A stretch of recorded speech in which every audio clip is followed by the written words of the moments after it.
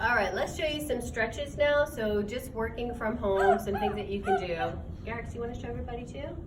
If you do have a chair at home, I was going to use this, but I'll show you some things that we could do on the floor first. So find a wall at your house, and some of you have already seen me demonstrate these exercises at the office, but if you haven't tried them, now's a chance that you actually can. So you're going to find a wall at home, a nice flat wall. You're going to put your bottom of your back and your bum directly on the wall. So I'm nice and tight. Ted, if you want to come around here, you can show everybody that I'm very snug with the bottom of my back. Now, when you first get on there, your legs may be out a little wider, which makes it a little easier, but I want your knees completely flat on the floor. So once you're there, without moving your back off the wall, see if you can get them to be directly together, knees flat on the floor, and you just sit up nice and straight. It's a little hard to do. Toes can be flexed towards you, and that's going to give you a nice pull from the calves, and you'll feel it up the back of the hamstrings as well. Just this exercise alone is probably enough for some people. If you could just hold it like this, you can put your hands on your knees too to kind of give it like a little press down. And you want to hold there for about 30 seconds. And then you can just relax, knees can come up, and then again, press down for about 30 seconds. From there, if this is easy for you, you can graduate to this move, which is putting one foot on top of the other. Again, keeping your back nice and flat on here. I don't need to push out away from the wall. The opposite hand is going to go on the opposite knee, and you want to try to reach your toes, or you can reach your calf, whatever you can do to start. I'm going to reach my toes because I can. And you can pull your toes towards you as you push down with your knee. Again, leaving your back fully on this wall. So this is a hold for 10 to 20 seconds. Just see how you feel. Breathe through it. After that, 10 to 20 seconds, you can release. Knee can come up. Take a good deep breath in, and then exhale back again. You want to do this about 10 to 15 times with that 10 to 15 count hold. After that one, again, you can switch feet.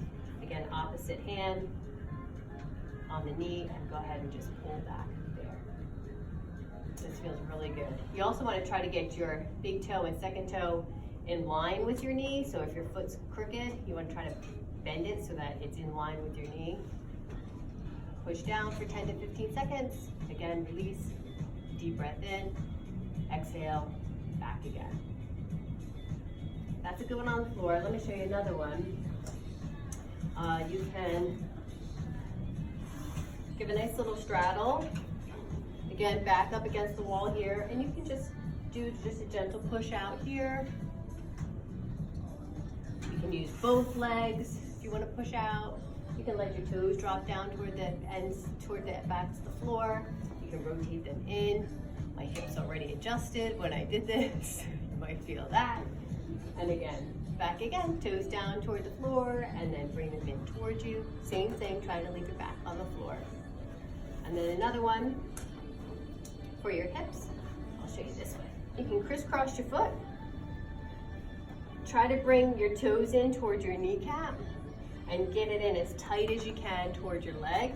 Again, leaving your back flat on here. Now, the opposite arm is going to cradle that knee right in the corner of your elbow. And then you can lift your right glute off the floor as you pull this knee up into your armpit. That you're going to hold for about 10 to 15 seconds. After that, you can release. And then come back down. All right, now I'm going to show you on this side so you can see what it looks like with my glutes. I'm going to push myself back onto that wall. My foot gets flat on the floor. My toes right by my kneecap. Opposite arm is going to take in that knee. You're going to bring it up towards your elbow so my glute does come off the floor on this side. Gets a nice stretch all the way up through here through the glute and the hip. 10 to 15 count hold, then release, and then again back again. All right, now let me show you something for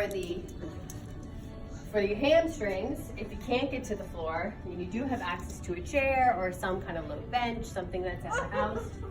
All right, watch out, Garrix, put my foot on here. And if you do have something to hold on to as well, move your chair maybe by the kitchen countertop, or move it by like a stairwell that has a railing. You'll put one foot up, and you want to keep your knees fully extended, and you want to flex your toes towards you. Now you don't have to lean over, we're just going to stay up nice and straight, and you can kind of use whatever you're holding on to kind of pull you forward in toward that stretch as your toes are flexed towards you. Again, you're going to hold this for about 10 to 15 seconds. After that release, you can bend and feel the release. Breathe in, exhale, and back again. Go ahead and pull again.